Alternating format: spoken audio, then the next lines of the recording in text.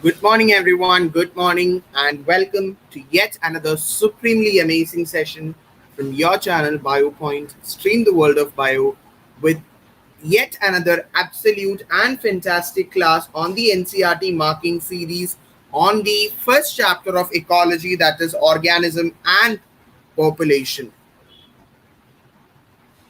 I hope you all can hear me properly.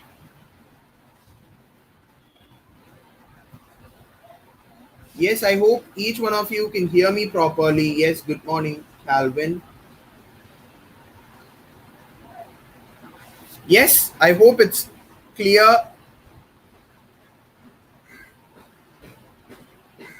Yes. So let's get started with this super amazing session on the NCRT marking of organism and population. So I want each one of you to be with your NCRT so that you have to highlight those points which I am telling to you. Is that clear? So let's get started without wasting our time. So the first question which we can so guys, actually we'll be going like the questions which are commonly seen or which we can expect for our one second, let me adjust my mic.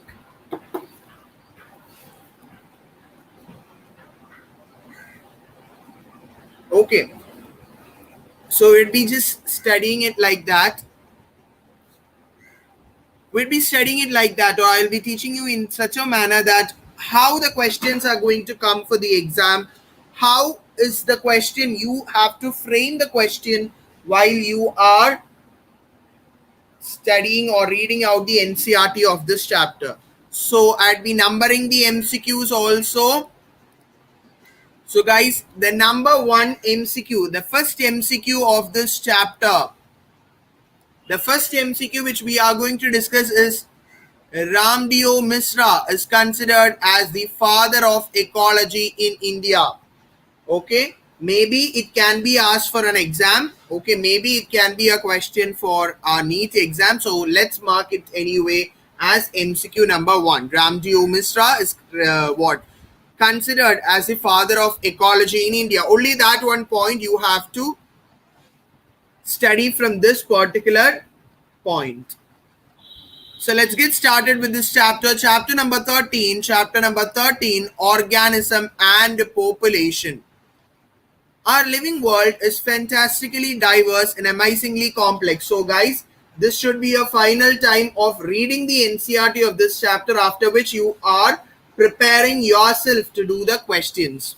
Okay, so I'll be reading without missing even one word or one line. So I'll be reading exactly as how it is displayed on the screen or exactly as how it is on the textbook itself. So if you get any additional point, you have to write it by the side. If I mark certain MCQ, you have to mark those MCQs and read the text along with me. Give me thumbs up on the chat box if the NCRT on the screen it's clear or not.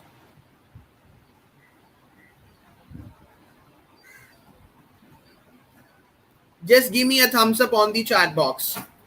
If the NCRT displayed on the screen is perfectly fine and clear for each one of you. Thank you so much, Calvin.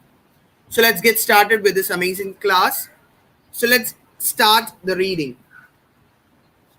Our living world is fantastically diverse and amazingly complex. We can try to understand its complexity by investigating processes at various biological organization, macromolecules, cells, tissues, organism, population, communities, ecosystem, and biomes. MCQ number 2. Various levels of biological organization, macromolecules, cells, tissue, organism, population, community, ecosystem, and biome. Okay, mostly this kind of question is not so important, but anyway, since we are discussing the MCQ type of question, we should not miss at least one MCQ, considering it to be as important or unimportant. We should not remove or we should not give away something like that. Of biological organization, we can ask two kinds of question.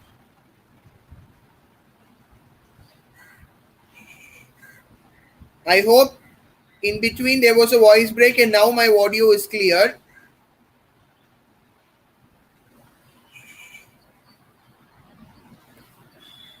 Yes, thank you. So, when we hear the bulbul singing early morning in the garden, we may ask, how does the bird sing? Or, why does the bird sing? The how type questions seek mechanism behind the process, while the why type questions seek the significance of the process. For the first question in our example, the answer might be in the terms of operation of the voice box and the vibrating bone in the bird. Whereas the second question, the answer may lie in the bird's needs to communicate with its mate during the breeding season. Guys, there is no importance in this first paragraph of this chapter. Maybe no questions are going to come also. That's my guarantee. Even though we marked one MCQ here as MCQ number 2, it won't be an ask.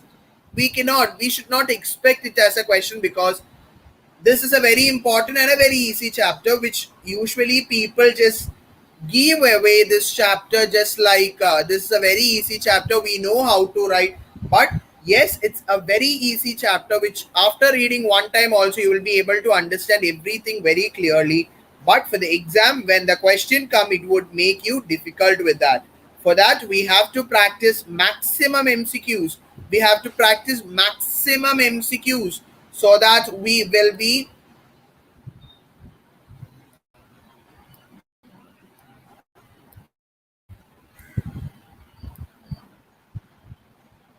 okay.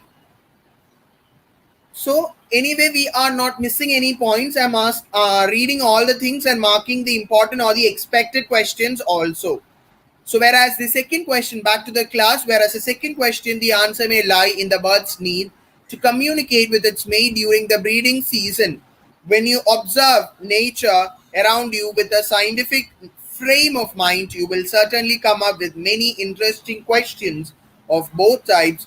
Why are the night blooming flowers generally white? How does the bee know which flower has nectar?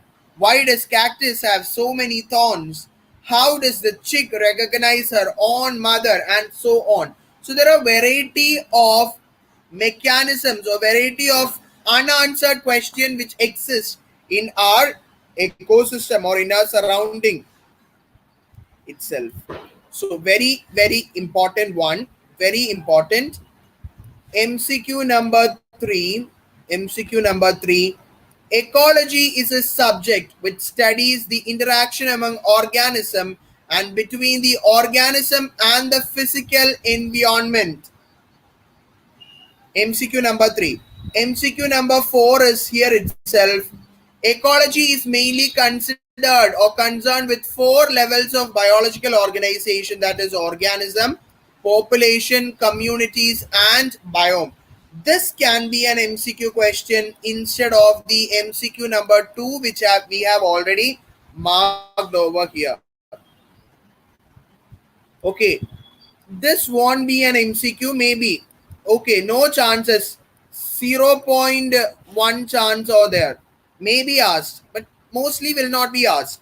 But this arrangement, ecology's arrangement, okay, ecology is mainly considered with 4 levels of biological organization. That is organism, population, community, biomes. Very important. Very important. Organism and its environment.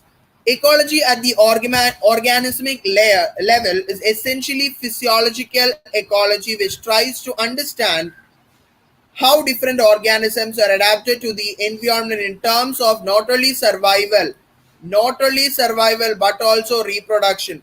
Guys, if you are a person who is referring the MTG publication, NCRT at your fingertips, you will find questions of all these sentences there. Okay, is it Calvin? If you have your text right at your hand, you will you'll notice the questions. The first sentence itself is a question or may come as an option also over there. Ecology is the physiological ecology which tries to understand how different organisms are adapted to the environment, not only on survival but also on reproduction. You may have learned in earlier classes how the rotation of our planet around the sun and the tilt of its axis cause annual variation in the intensity and duration of temperature, resulting in distinct seasons. These variation, together with the annual precipitation, remember precipitation includes both rain as well as snow, account for the formation of major biomes such as desert, rainforest, tundra, etc. Very, very, very, very important graph. Okay, very, very important graph. Very, very important. So, in the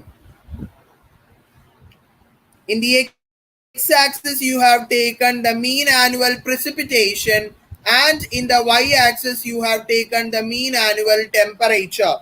Mean annual temperature. So let's check it out. In the bottom, you have the Arctic and Alpine tundra, above which you have the coniferous forest, then you have the temperate forest, tropical forest, grasslands, and finally you have the desert. So, the region that receives maximum rainfall, precipitation is actually snow or it can be rainfall also.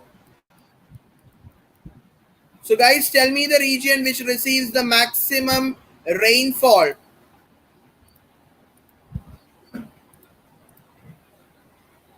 Maximum rainfall, absolutely tropical forest.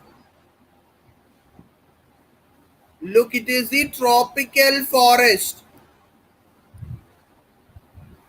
Greater than 400. Am I right? Greater than 400. Yes. So this is a previous year MCQ question for AIPMT.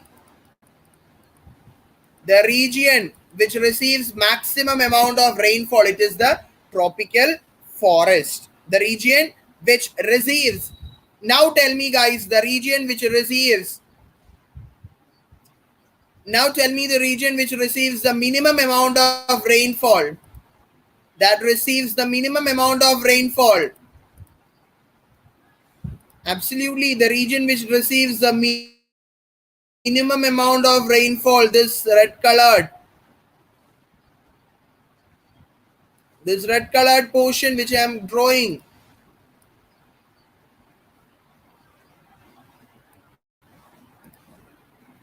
Yes, it is the desert.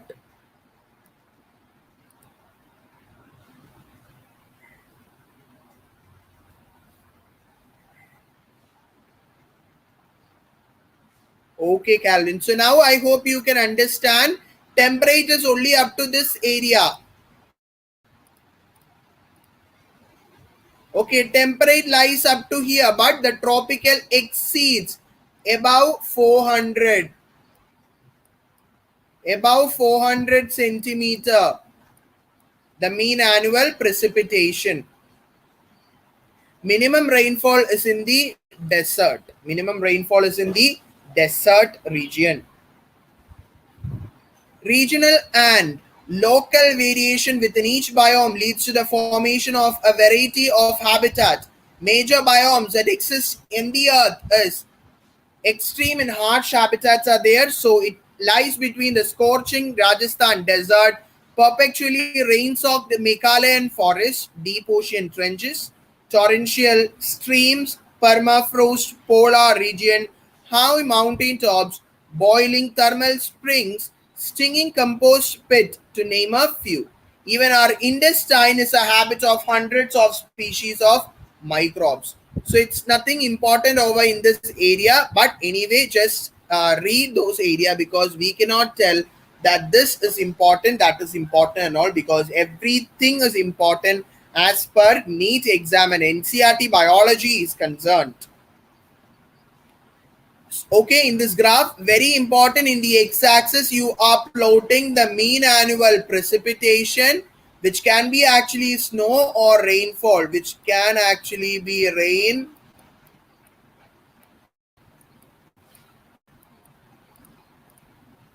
Generally, when you hear of the term precipitation, the term which comes to your mind is snow. But precipitation can also be rainfall in this case. And on the y-axis, you'll add up what? Mean annual temperature. Mean annual precipitation and mean annual temperature. Okay. Okay. So very beautiful diagram, right? Very beautiful diagram. Am I right? These are the different habitats or biomes of the earth. For example, the tropical rainforest, deciduous forest, desert, and the sea coast. Yes, maybe in your NCRT the diagram may not be pakka clear like this, right? Yes.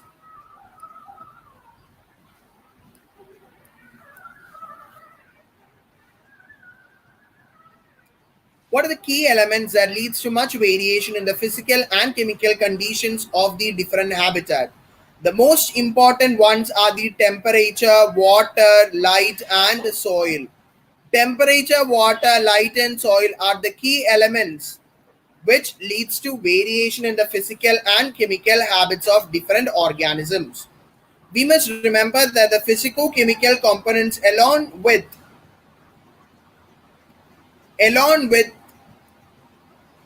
yes, yellow do not characterize the habitats of an organism completely. It includes both biotic components, pathogen, parasite, predators, competitors of the organism with which they interact constantly. We assume that over a period of time, the organism had, through natural selection, evolved adaptation to optimize its survival and reproduction in its habitat. Have anybody in the class find any important point in that one paragraph? Have anybody found any important points in that paragraph? No, there is no important, but we are going to discuss the important points below. Okay, I'll highlight. I'll highlight it.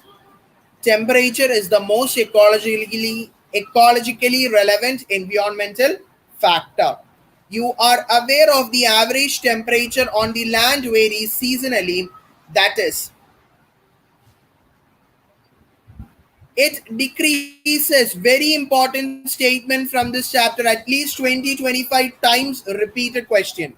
Temperature decreases progressively from the equator towards the poles and from plains to the mountain tops. And from plains to the mountain tops. Guys, this is actually the statement. You have to read out the statement very, very clearly.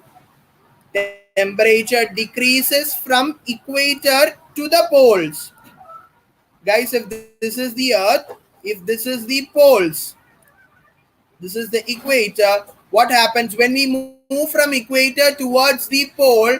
What happens? The temperature decreases. But the most important point which you have to note down is that when the same statement turns into a question, it would be like that. Choose the correct statement from the following. Temperature decreases from what temperature decreases on moving from poles to the equator. Temperature actually increases.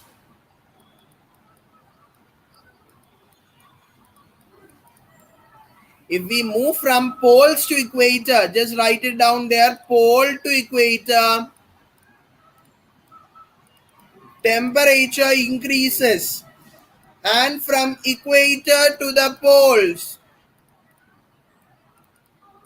temperature decreases. So that's an important point which you get confused over here. Exactly like the same from plains to the mountain tops. It ranges from sub-zero level. It ranges, very important statement, it ranges from sub-zero level in polar areas and high altitudes to greater than 50 degrees Celsius in tropical deserts.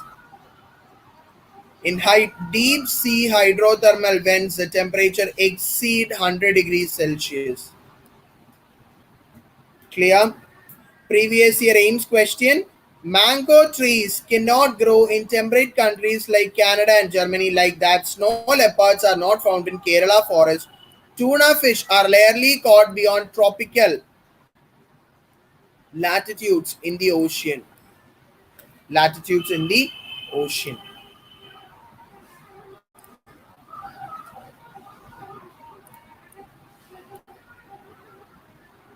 Is that clear? So this is an MCQ question. Then this statements can be an MCQ question.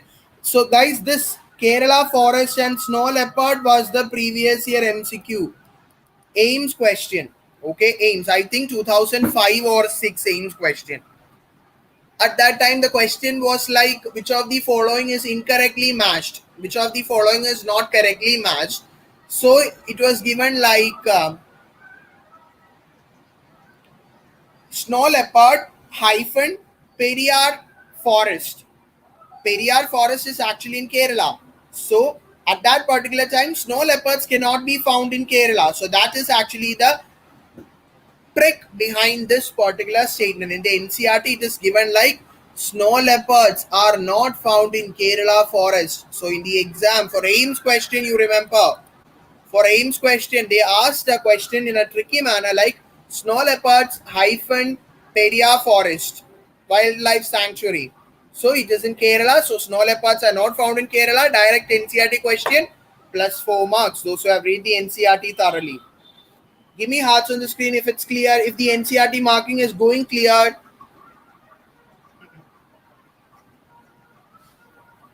If the marking of NCRT is going fine, give me hearts on the screen, guys. Come on.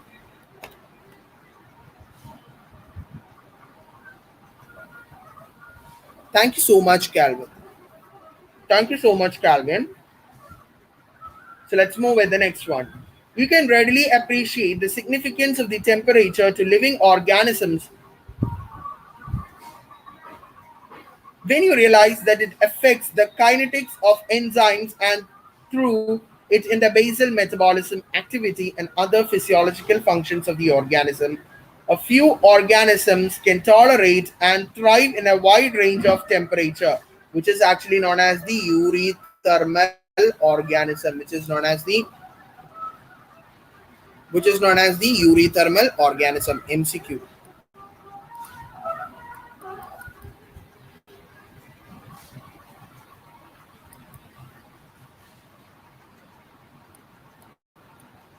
Okay. Yes. So, guys, those organisms which can tolerate and thrive or live in a wide range of temperature, you'll call it as euthermal.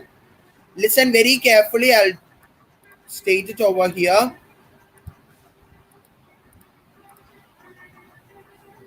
Guys, euthermal.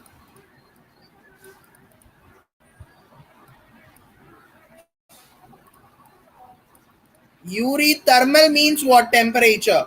Euthermal, you just wide range of temperature. Wide range of temperature. By the side of your NCRT, take it down. Euthermal like this. Next. Stenothermal. Stenothermal means narrow temperature. Narrow temperature. Next one. Euryhaline. And one more term is there, stenohaline. What do you mean by euryhaline? Euryhaline means wide range of salinity.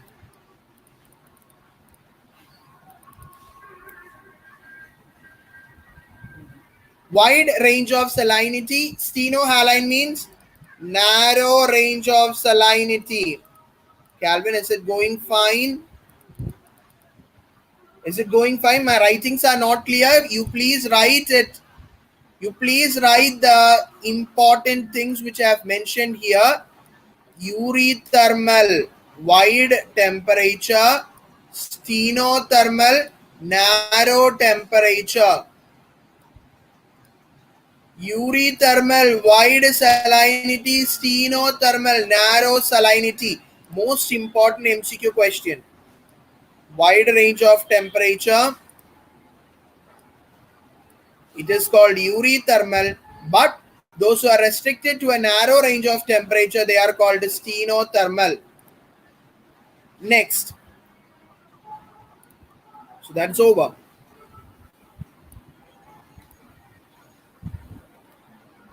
Water, next to temperature, water is the most important factor influencing the life of organism. In fact, life on earth originated in water and is unsustainable without water. Its availability is so limited in the desert that only,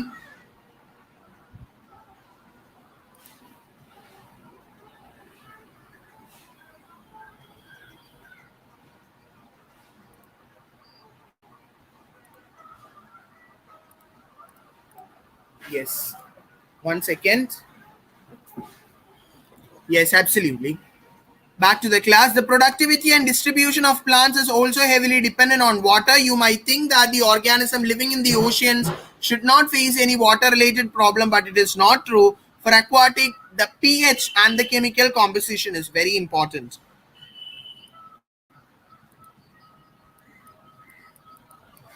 MCQ question for previous year NEET exam. You have to study this thing. The concentration is measured as salinity, which is in parts per thousand. In your chapter class 12th, solution, you studied about ppm. What is actually ppm? Anyone on the chat box?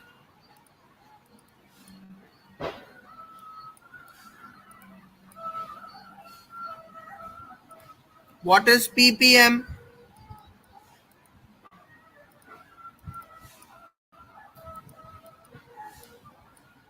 ppm stands for parts per million. So exactly like that, it is parts per thousand. Okay, it is actually salinity in the water is measured in parts per thousand. Now we are going to discuss about the important points.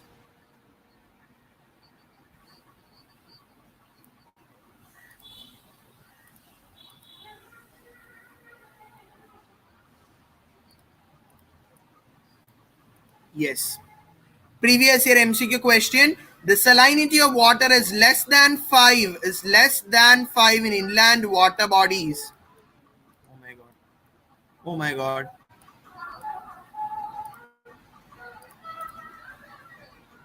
One second, let it get the focus.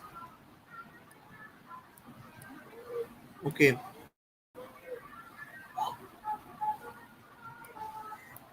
One second, guys.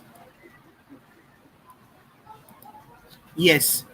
So the salinity is less than 5 in inland waters, 30 to 35 in the sea, and greater than 100 in hypersaline lagoons, and is greater than 100 in some hypersaline lagoons. Some organisms are tolerant to a wide range of salinity, that is euryhaline, but others are restricted to a narrow range, that is stenohaline. Many freshwater, very important statement, many freshwater animals cannot live in seawater and vice versa because of the osmotic problems which they would face.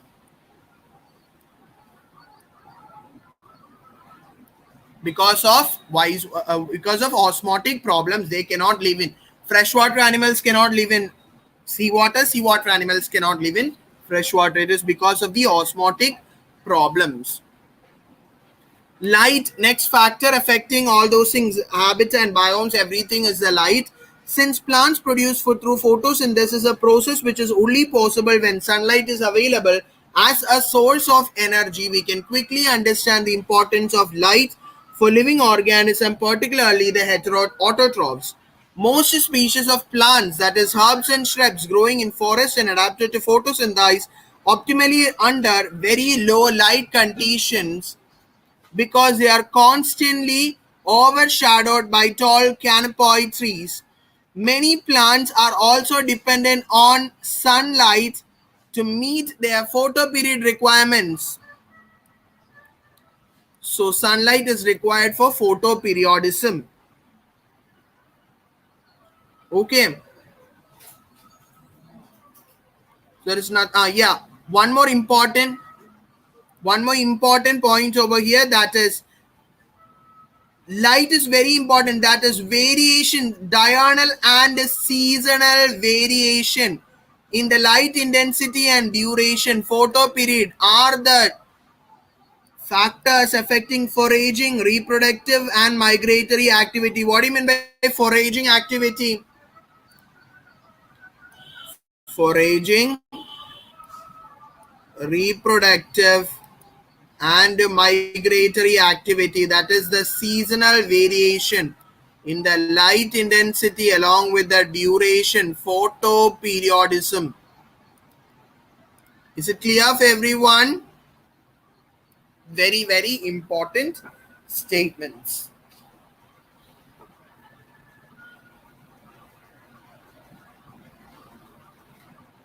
Give me thumbs up on the chat box, everyone, if it's clear. Yes.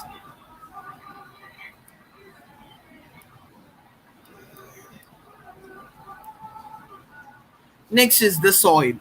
The nature, we'll think like soil is not so important, but previous year MCQs are there from the part of soil. The first and the most important MCQ is that various characteristics of soil, such as the soil composition, grain size, and aggregation, these three factors determine the percolation and water holding capacity of all the soils, along with certain parameters such as pH, mineral composition, and topography. Okay, very, very important. Soil composition, grain size, aggregation, percolation, and water holding capacity of the soil. They all affect, along with certain parameters such as pH, mineral composition, and topography, determine how percolation is occurring and also the water holding capacity. Next, we are going to study about the responses to abiotic factors.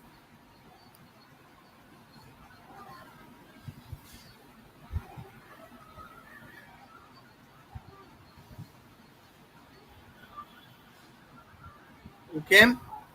So having realized that the abiotic conditions of many habits may vary drastically in time, we now ask, how do the organism living in such habitats cope or manage with this stressful condition? But before attempting to answer this question, we should perhaps ask first, why a highly variable external environment should bother organisms after all?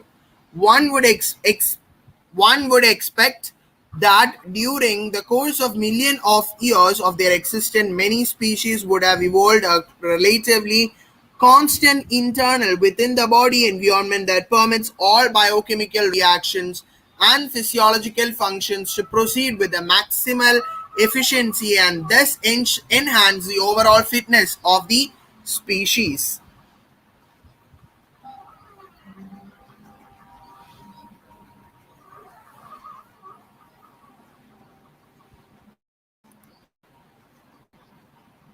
Actually, it's a very lengthy chapter.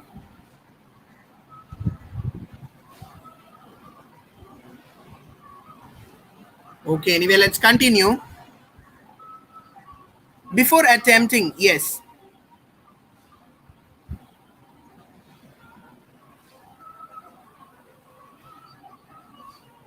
So, guys, very important term, a process of maintaining the constancy of the internal environment is known as homeostasis. Homeostasis. Clear? This graph is there in your NCRT. Is it there in the NCRT? Everybody's NCRT, the graph is there. And it is a frequently repeated diagram based question.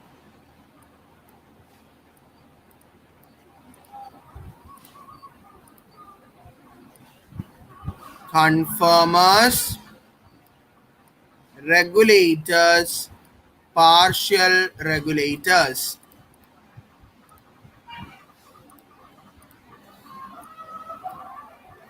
Look, we are drawing a graph like external level on the x-axis and internal level on the y-axis and external level on the x-axis. So we are actually getting a graph like there are certain animals which have the capacity to regulate the body temperature. So they come under as their body temperature won't change.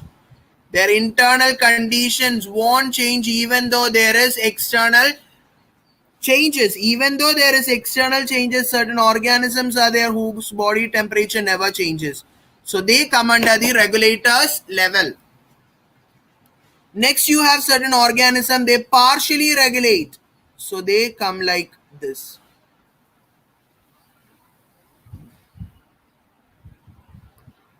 Okay. And finally, you have the conformers. Okay. They have the conformers.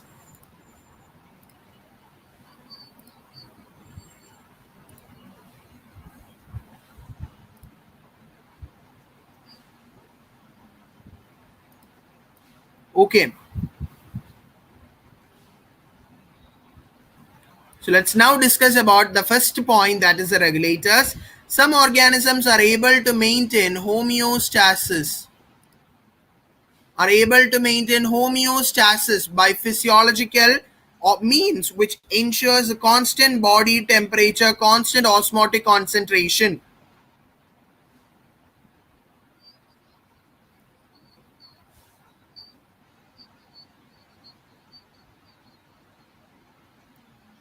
Okay. Actually, my throat is not well. Please tell me on the chat box whether we can continue with this in the next class or not.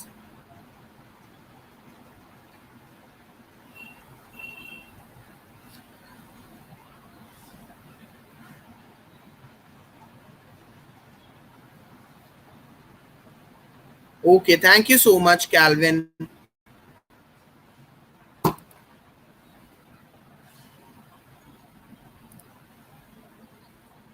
So let's continue with this in the next class. Okay. So thank you, guys.